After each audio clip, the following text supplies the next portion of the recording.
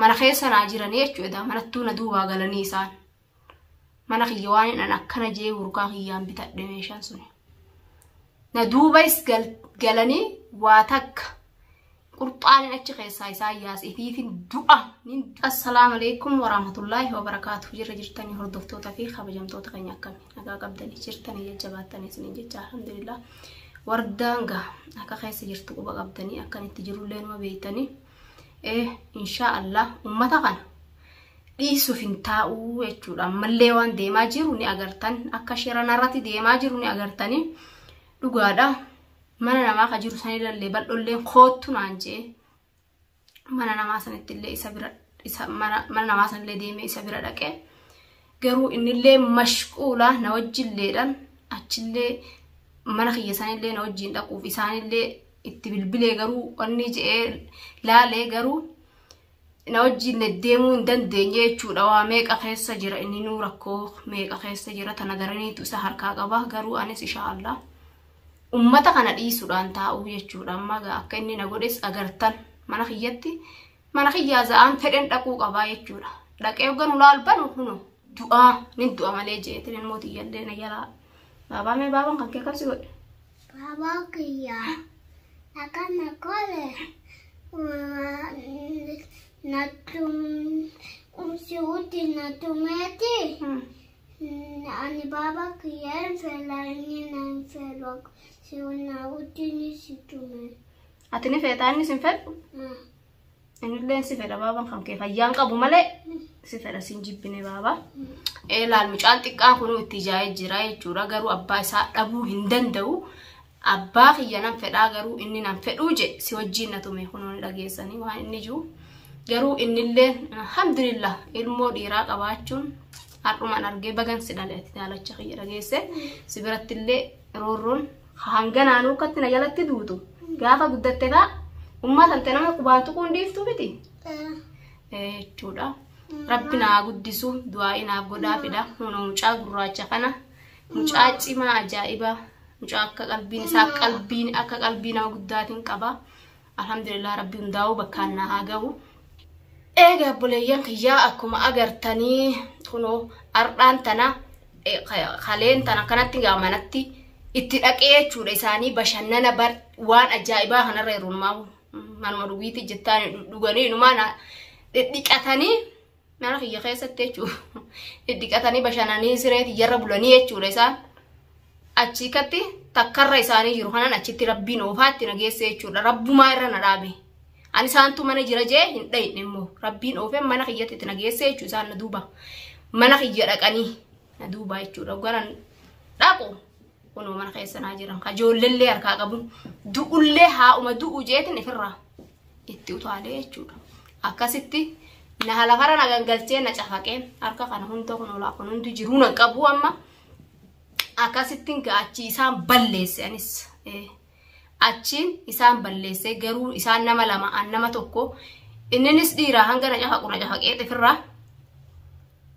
ishiin inuu hogganan silaa isa dhiisee kutu hin jirtuu jechuu kutte hin agarre mucaa kiyyallee na jalaa fuutee kutte garuu dantaa isaati haa guddisuun allaala kanatti gubadhe mookam itti gubadhee guddisee sanillee guddate sunillee ni xiqqishuma amma waa kana jabaate haa guddisu kana inuu jabaa kana mee akka inni nama godhu haa laalu jechuudha irraan fuudhu haa guddisu garuu kana if jalaan hambisu kana if jalaan hambisu jechuudha kana bakkan deemu hunda wajjiin hin deema tokkicha kun guddate alhamdulillah jabaate sunis sanambo guddisee haa laalu guddisee ilmoo akka ishiin nama gootu mee haanuma laalu tin dhiisa akkasitti fuuteera yalaa kutteeni jechuudha inninis boodarra ifirraa yala baafatee mana kiyya keessatti hafee jechuudha akkasitti na caccabsee achitti ifirraa lafa na kaa'ee jala kutee jechuudha fayyaan qabu odoo fayyaa qabaatee ilmoo tana hunda akkasitti darbee dila san hunda silaa guma inni dhiisi ummaa jiruun sanuu na dhiisa ture odoo fayyaa qabaatee fayyaa isallee waan beenu fayyaa fi fayyaa dhabuu isaa kana gaa mee inshaallah gaanuma hubanna walumaanuu garuu an mucaa sanillee dhaqeen gaafadhu mee xiqqoo garaa jabaadheetin jechuudha xiqqoo garaa jabaadheetin itti dhiisa garuu si himeetin jira. Mana sanittiin galaa jettee achi miyyoo namaa sana ooftee abbaa bilaa harka hamaan annaqin. Akkuma agarte ani jiruu hin fedhuu siin jeetin jira. Atilleen achiin deddeemii yoo fayyaa tantee beete.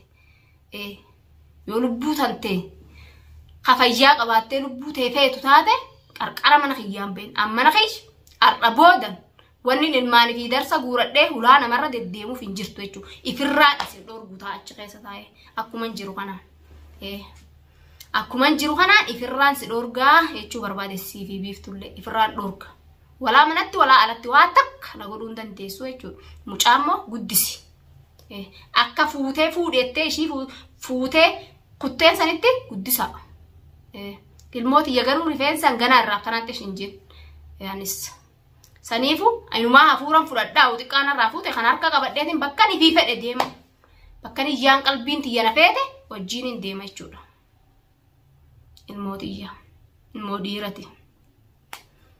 Ayanaa qabaa boodalleef haadha isaati gaaddisan na teessisa ilmootiyyaa. Saniifu atis san guddisa hafuute san gartee sirritti dhiira godhi jabeessi. Garuu qarqara hulaatiyyaa tadabarte malee biiftu wajji hoo baate taanii reeffatee taanii reeffa biiftu achii fuudhan. Haga kana sitti himeetiin jira. Haga kana qalbeeffadhu laa gurra qalbiitiin dhaggeeffadhu viidiyoo maritan. Kunoo deebi'eetiin mana namaa sanillee meeshaa tiyya darsan duraan guuradhellee ijoollee tiyyallee guuradheetiin galuu deema mana kiyyatti. Galeetiin ifirraa si dhorga jeetiin galuu deema. Badalaatichitti galtee mana kiyyatti galtee siree tiyya gubbaa ishii gangalchitu. Anaa fi si qarqara hulaatiyyaa jechuudha. Ilmaan sharmuuxaa qarqara hulaatiyya dhiisi karaa qe'ee saniinuu karaa sanuun deemnaa jechuudha. Akkattiin isin jibbeenisi. Ergati na wallaalte ilmaan kan kee wallaalte garuu nuuf beektee fakkaatame kanuma fuute sanu silaala sanirrattiin silaala. Sanirrattiin silaala jechuudha. Yoo akka fayyaa qabduu fi fayyaa hin qabne yoo taanis ilmoon xiyyarroo rifamtu akka ati gootu laaletiin akka irraa malaa godha. Oggati akka kee argeessa. Akkanatti beekte akka ati itti beektu hin beekan. Ishiis si oofa waan ta'eef waan ishiin itti lixeetti ittuma lixu. Cafaqi. Tumi sirritti dhalaasi tumaa siin jetti. Tumi sirritti ishii san tumii san dhugaa godhatteetuma akka nama dhiira cafaqutti ganna gombiftee jechuudhaati. Narra jette miilan duddarra. Haadha ilmaan keetiti ani. Ayaadhaaf akka ilmaan illee sii guddisu hin barbaanne jechuudhaati. Saniifuu yoo fayyaa qabaattee haa dhugaadhaan nan barbaanne taate annaafaa miti bal'aa miti anilleen siin barbaadu. Nagumaanoo adda ollee wayyu. Garuu amma micaa fuutee micaa kanarrattis jarrabeetiin yoo ati akka fayyaa kataatu taate fayyaadha. Dhugumaan na jibbee jeetiin anis qurxii tiyya beekee ilmaan kiyya. Ilmaan keetillee hogga sanoo feetellee si dhiisee hoo feetellee sanuma fudhattee anis kana fudhadhee adda gallaa jechuu barbaadete. Garuu yoo ka fayyaan qabaannu taates silaalla. Yoo ka fayyaan qabaanne taates silaallame. Sitti fideetiin mee bal'oon falleen haa si ilaalanii si jarramna. Sheeka sitti amne. Si galchine jechuu akka galchinetti mee taraa takka si jarramna si jarrabuuf. Garuu yoo ati fayyaa qabaattee lakkee ani shuman jibbee hin fedhu bakka biiftuu naan geenye hin fedhu akkuma jette san dhugaa taate. Haala wasaala. Alhamdulillah. Dulloomee caccabe qorbabbaayee manatti hin galleenis. Saniifuu inumaa naa tolchitee jirtaa jechuudha hogga sanis nagaanin. Kara dalagachaaf biyyaa bahe duraanuu biyya namaa keessatti akkana saree taajee waan biyyaan bahiniif alhamdulillah jee qalbii takkaan gattaa'ee dalagadhee biyya tiyyatti firraa gala jechuudha wanni na duuba ish arnaan hin jettu hin jirretti jechuudha. Alaakee fi xiyyatti waan inni fi fedhe dalagadhee jechuudha. Haati maqaanan dhooyinetti hogga narraa muramte jechuudha wal jalaa hafnee. Haga wal jalaa hafnee wallaallee atis ilaalutti garuu qarqara mana kiyyaa hin dhiyaatin miciyyoo san fuutee ammallee harka hamaa ammallee irratti hin deebisin. Ammallee siin geenye Singeenyan san maati dooraalli bakka birarraa si dhufan sagaay. Mungkin kanamaa wal'aantu. Eega. Waan namaa wal'aantu gaayoo duraan gaa madaabara dhattee lafa qaattee lafa qabaatte itti siida ammallee qate ooftuun daa'u. Haati ooftuun daa'u itti siida jechuusiif micaan sunillee ammallee akka inni ji'a jiru hin dhaga haafi duunatti ta'u oofu sanillee tawardaa anumaa fi ishii jettu sanillee ta'a jaartii isaati waan isaa taatellee hin beekne eekiyyoon sun ammas tabiraa tawajjiin saayiba taatanii eegaltan sanillee fidaanatti qajeelcha garsiisa ulaa mana kiyyaa haa dhuftu wallaallaa jechuu barbaadetti haruma feetaniinu garuu an haqaa kiyyaattu sirra na'aansa waan feete onatti fiddellee waan feete dhoytetis naajjeesullee hin dandeessu waa takka nafannisullee hin dandeessu jechuudha. Haqumaa sirra na'aansa waa takka wanni ati na gootu hin jirtu. Wanni ati na hubtus hin jirtu yoo naamusaan teesse taa'i. Mana kiyyatti hin deebiin. Tadabarte malee hin deebiin irra deddeebi'eetin siin jaa narraa oolchi harka hamaa narraa oolchi yaa'ii siin jeetin jira. Yoo wardaa hin fedhuu ettee hafayyaan jettu taate silaalla jechi booda dubbiin adda baati. Saniifuu anamma mana kiyya kunoo darsa kiyya jaayiza godhadheetin jira. Ittiin galaa jechuudha deeme. Wanni namallee cinquuf bal'ollee mashquula guddarra jira. Waan isallee dararuuf namni miliyeen mana isatti guuramee xifiifuu mana isaa ciisa. An ilmaan kanaa wajjin mana isatti galee mana isaas rakkisuu hin fedhu. Nan qaba mana. Itti gabbeetin. Ilmaan kiyya yoo fedhe akka fedhe sadaqallee itti kadhadhu fayyan qabasi deemellee fudhadheetu deemeen yoo hin dalagadhes numan dalagadha. Alhamdulillah waan nan fayyaadha jechuudha. Fayyan qaba ijaan qaba harkan qaba miilan qaba naafaa miti bal'aa miti wanni goojoo namarra deddeemus sodaa teessanii fi midhaan kabajaafi malee duraanis sodaa takkallee hin qabu wanni ati na gootu sin jirtu galuufi kun har'a booda mana kiyyatti galee mana kiyyatti yoo ati qarqara sanitti ka dhiyaattan siifi biiftuun taate tiyyaafi teessanii fixadheetin jiran.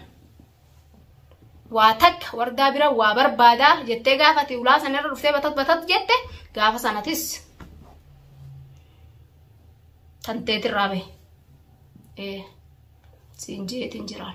Saniifuu ilmootiyya qofa laal akkatti xiqqishuma takka meeha akkatti addaatula meeha akkatti addaatu akkatti narraa qannasu nillaalas dhufee wanni ati na gootu sin jirtu dhufeetiin laala ulaa tanteetira. Saniifuu an ilmoo tanteeti atis itti biti aannani itti biti haphaadhaadha. Masaasaa tolchii fi guddisi. Nyaata isaa waa hunda qopheessi buskuutan gagautti hunda jaayiza godhii fi nillaala dhufeetis.